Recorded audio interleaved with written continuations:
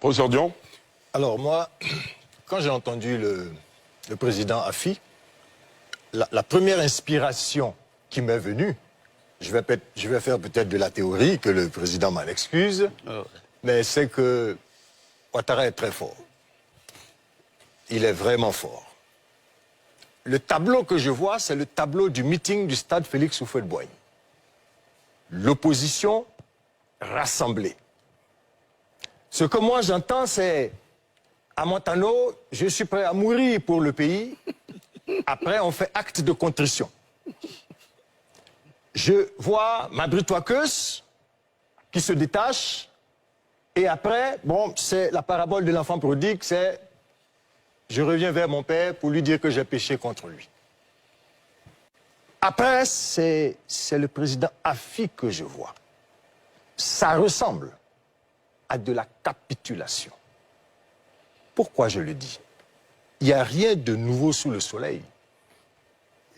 La politique, le président Bédi a dit une fois, c'est l'art de l'impossible. Et il n'a pas tort. Il y a des alliances, il y a des ruptures, il y a des palinodies, il y a des retournements. Mais quand il s'agit du président Afi, c'est différent.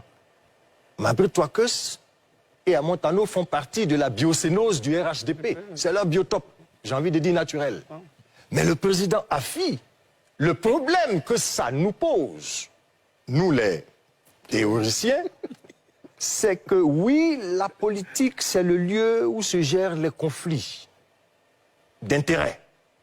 Mais Afi N'Guessan, depuis 2011, quand Laurent Gbagbo va à La Haye, Afi N'Guessan est la figure de la résistance et de l'opposition. Il est le garant des valeurs de gauche en même temps. Afi N'Guessan est le patron du Front populaire ivoirien. Dans notre imaginaire, c'est un instrument de combat par excellence pour les libertés démocratiques. Afi N'Guessan se bat quand Laurent Gbagbo rentre pour garder l'instrument qu'est le FPI, au risque même d'aller en justice.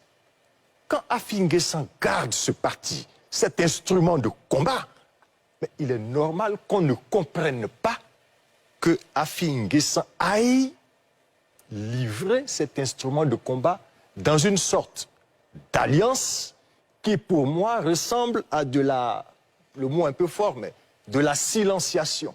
C'est-à-dire qu'il décide de se réduire au silence parce que quand on fait une alliance, quelle possibilité a-t-on encore de parler, de critiquer, de dire pour le peuple? Il y a eu l'expérience avec le PDCI-RDA, si vous vous en souvenez.